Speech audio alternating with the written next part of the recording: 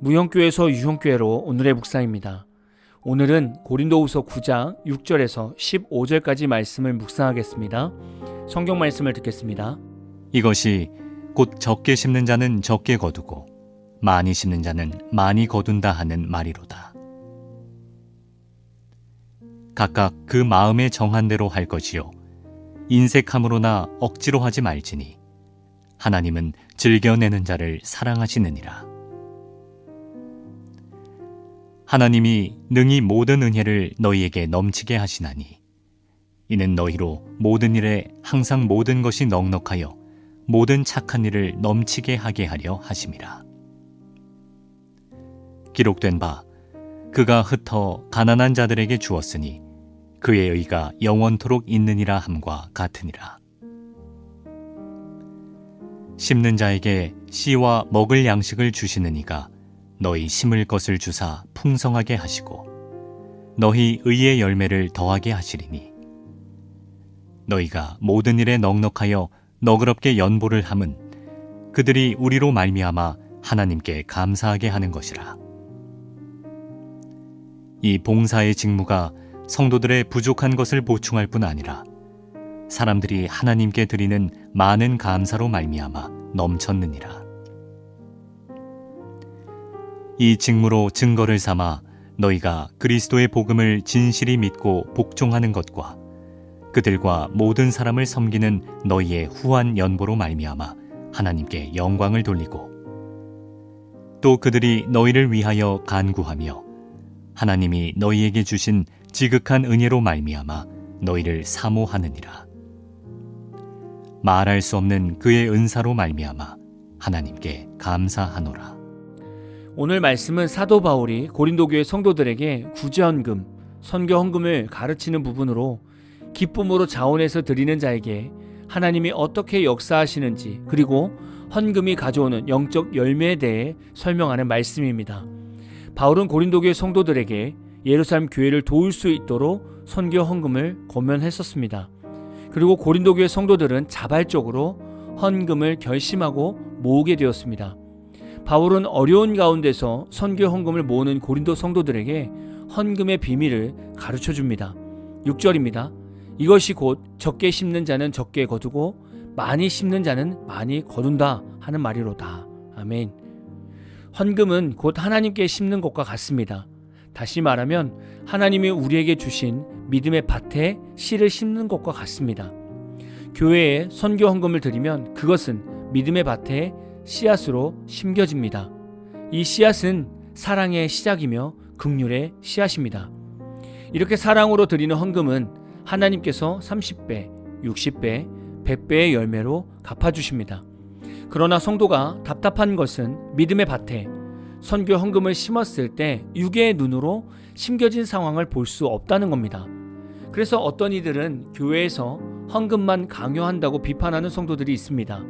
또 어떤 이들은 가난하면 교회도 못 다닌다고 말도 합니다. 우리가 이렇게 말하는 이유는 믿음의 밭에 헌금이 심겨지는 과정을 영의 눈으로 보지 못했기 때문입니다. 그리고 10절 말씀처럼 심는 자에게 씨와 먹을 양식을 주시는 하나님을 믿어야 선교 헌금이든 구제 헌금이든 드릴 수 있는 겁니다. 다른 작은 교회에 선교 헌금을 보내시는 분들은 아실 겁니다. 선교비를 보내는 성도들이 어려운 교회에 5만원, 10만원을 보내면서 얼마나 큰 영향력을 주겠어 라고 생각할 수 있습니다. 그런데 제가 경험하고 있는 바로는 이런 사랑의 힘들이 모여서 교회를 이루고 생명력이 없던 교회가 생명력이 생겨서 성도들이 모이는 교회가 됩니다. 저희 교회도 성도가 없는 교회였는데 지금은 성도분들이 계십니다. 이렇게 교회가 생명력이 생기는 이유는 사랑으로 심는 선교 헌금 때문에 그렇습니다.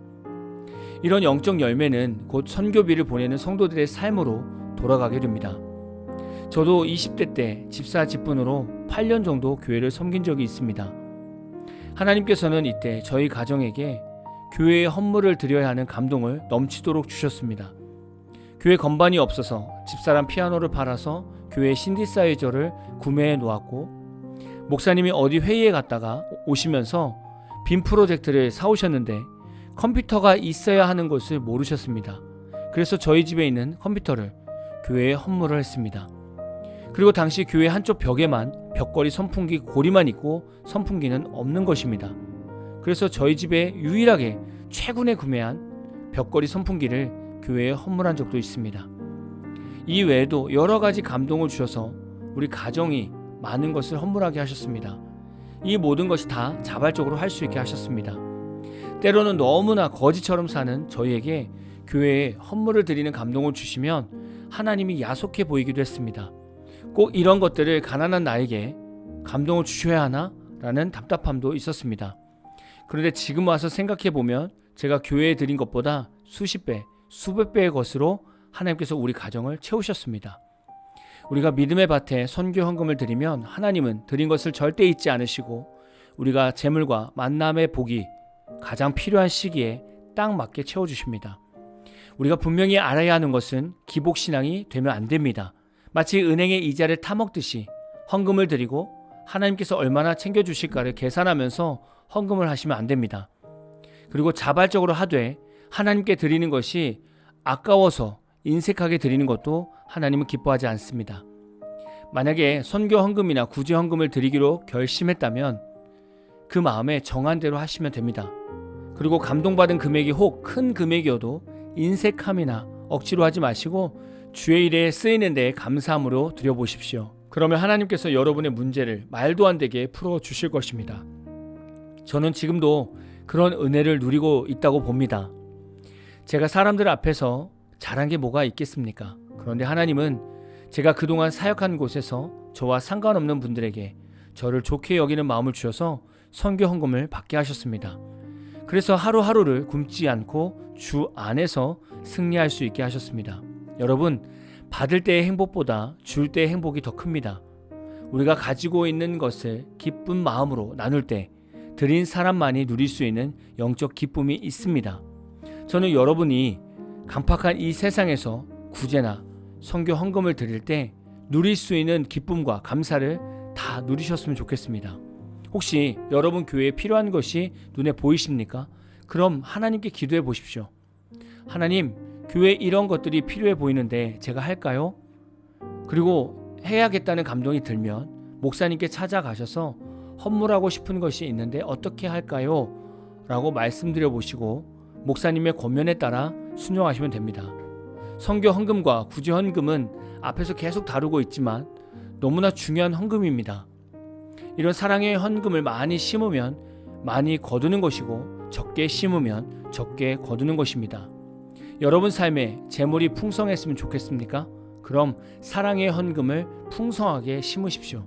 그럼 넉넉한 하나님의 은혜를 더하여 주실 것입니다. 오늘 마무리 찬양은 히즈윌의 하루를 시작할 때 라는 찬양입니다. 찬양 후에는 잔잔한 연주곡이 있습니다.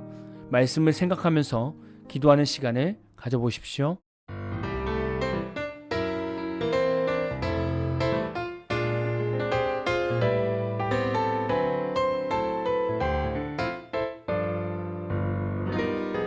하루를 시작할 때 어려움을 만날 때 말할 수 없는 고민도 주님께 물어요. 주님 어디로 갈까요? 주님 어떻게 할까요? 주님 음성을 따라 나는 걸어가지요.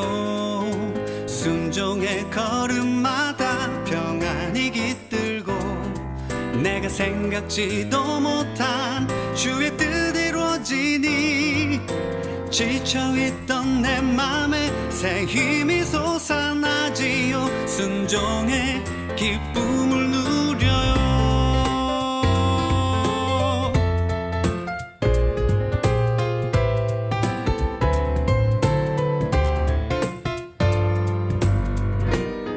하루를 시작할 때 어려움을 만날 때 말할 수 없는 고민도 주님께 물어요. 주님 어디로 갈까요? 주님 어떻게 할까요? 주님 음성을 따라 나는 걸어가지요. 순종의 걸음마다 평안이 깃들고 내가 생각지도 못한 주의 뜻 이루어지니 지쳐 지쳐있던 내 맘에 새 힘이 솟아나지요. 순종의 기쁨을 누려 순종의 걸음마다 평안이 깃들고 내가 생각지도 못한 주의 뜻 이루어지니 지쳐있던 내 맘에 새 힘이 솟아나지요. 순종의 기쁨